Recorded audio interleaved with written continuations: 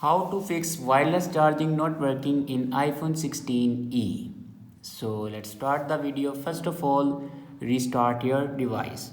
For restart your device, press and hold volume up button and power button at the same time. And then swipe this icon to right side for restart your device.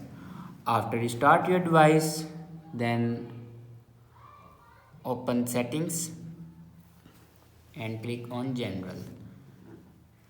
Now here you can see the option software update. Now click on it, and here you can check your latest version will be updated or not. If it doesn't update to latest version, then update it to latest version.